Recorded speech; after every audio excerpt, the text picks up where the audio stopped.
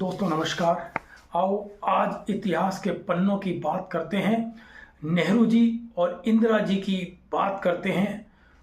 सन 1962 में भारत और चीन के बीच युद्ध चल रहा था और देश पर अचानक बहुत बड़ा आर्थिक और सैन्य बोझ आ पड़ा था।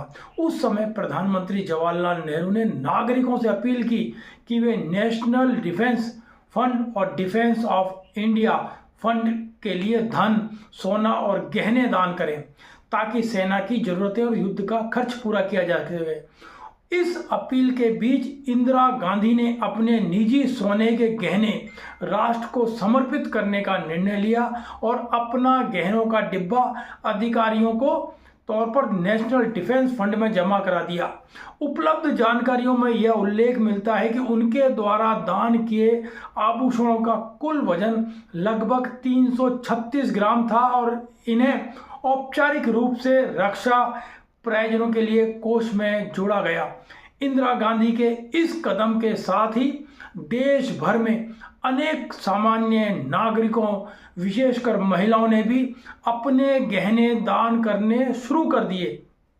कई जगह महिलाओं ने चूड़ियां, अंगूठियां और यहां तक कि मंगलसूत्र तक दान पेटियों में डाल दिए और बच्चों ने अपनी गुल्लकें तोड़कर रुपए पैसे दिए।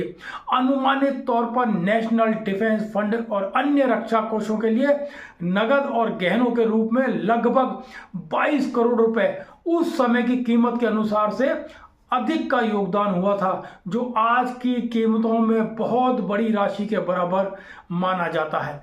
बाद में कुछ शोधों में यह भी बताया गया कि उस समय दान में आए सोने और गहनों का एक बड़ा हिस्सा आज भी भारतीय रिजर्व बैंक के वॉल्ट में सुरक्षित रखा हुआ माना जाता है और पूरी तरह से पिघलाकर या नीलाम कर उपयोग नहीं किया गया।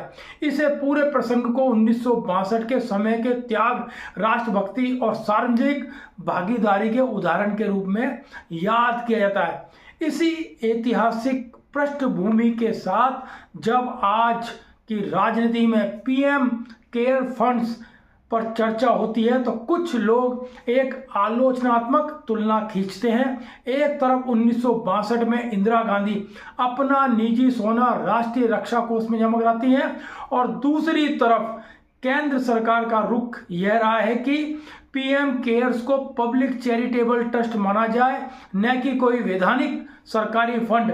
सरकार ने अदालतों और आरटीआई से जुड़े मामलों में यह स्थिति रखी है कि यह फंड आरटीआई कानून के तहत पब्लिक अथॉरिटी नहीं है।